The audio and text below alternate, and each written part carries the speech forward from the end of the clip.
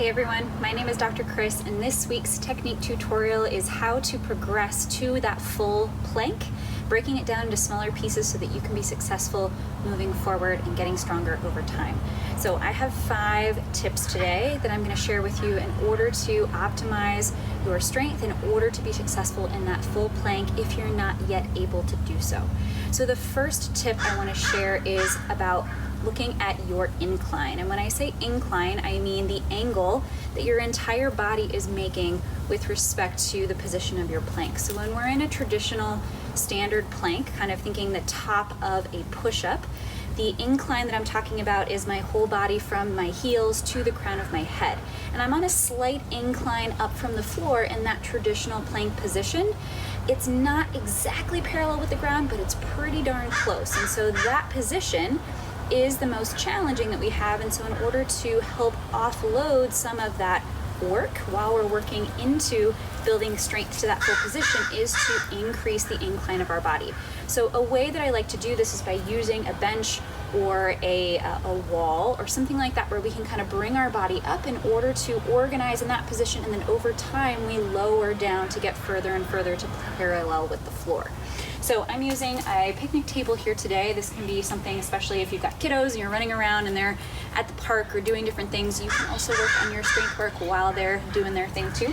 So I like to come to a surface that's a little bit higher, and then walking out into that full plank position, thinking about pushing up and away out of my shoulders, thinking about my hands being shoulder distance apart, and I'm about hip distance width with my feet. So while I'm here, a couple of things. Oftentimes people can kind of be shifted forward and they can sort of let their shoulders shrug. So I want you to think about really pushing the space between your shoulder blades open, not to a point where we round, but just enough to keep some nice space across the upper back. And then I want you to sink into your heels. That's actually going to help us be able to scoop through those lower abdominals and connect the front of our pelvis to the front of our rib cage. So these 2 points of contact, drawing them together so that we're really optimizing that core connection. And I'm working on my breathing here. So as I breathe, my inhale, I let my core gently relax a little bit. Exhale, I'm pulling those lower abdominals in, connecting around the lower part of my core up to my rib cage as I continue to hold here. As this becomes easier, then you can start to progress to a lower part. So kind of here where the bench is, now you can see that incline of my body is lowering down, like I was mentioning before, working into this position, and then as that starts to become easier, then we can bring it down all the way to the floor. Once things are starting to come closer to the floor, that's when I start to suggest coming here, and we're working on coming onto our knees first, pressing that pelvis forward so that I'm working into this position.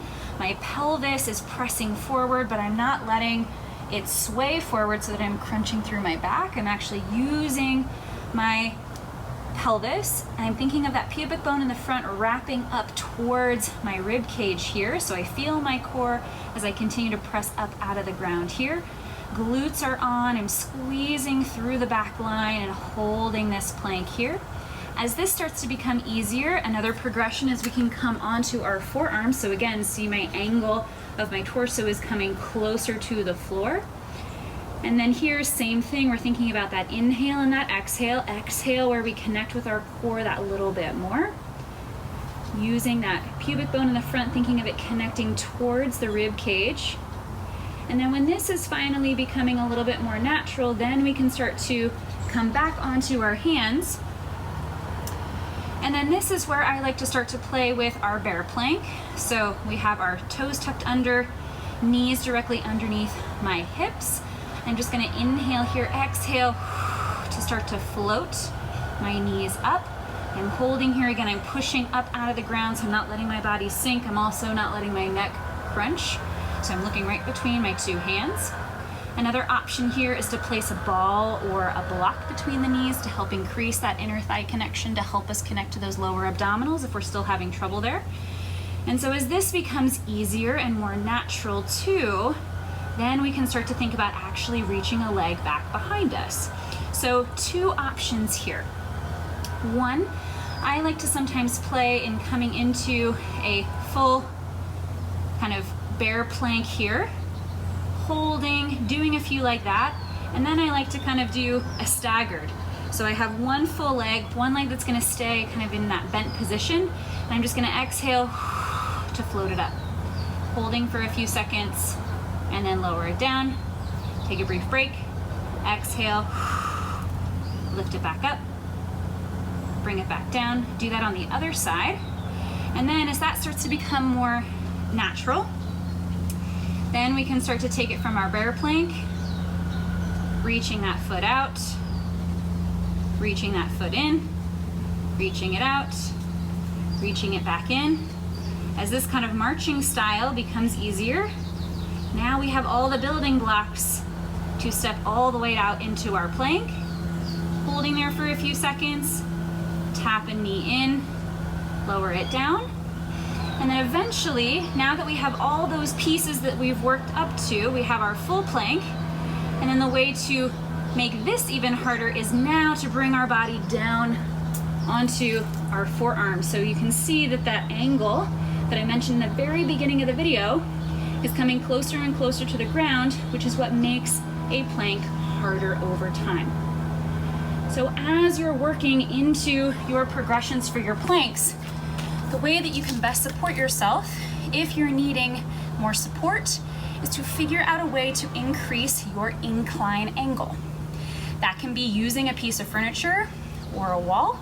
That can also be an adjustment with using the length of our arms. So arms fully extended is more supported. Elbows being bent is more challenging because again, it's adjusting that angle of our body.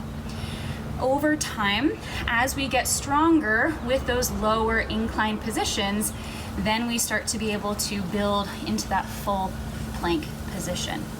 A couple things here in terms of timing. So I often recommend starting with about 3 to 5 reps of 10 to 15 second holds in that full incline position using a wall or the bench like I demonstrated earlier. Once that starts to become easier after a few sessions, then I want you to start to add to 20 seconds and then eventually to 30 seconds. Once we can hold a particular position for at least 3 to 4 times for 30 seconds each, then I say go ahead and progress to the next level. And when I say progress, that also is with the understanding that those 3 to 4 reps at the previous level were able to be maintained with good quality form and good quality breathing throughout. If we're not able to progress to a different level and not maintain our breath, then that's an indication that we don't yet quite have the strength for that angle, and we want to be able to work up to that over time. So again, I start with about 3 to 5 reps at those kind of 10 and 15 second holds. Once we start to get up to 20 and 30, 3 to 4 reps is great. And then using that as your benchmark for when you can do that many with good form back to back and not be super tired, then you can progress to the next level.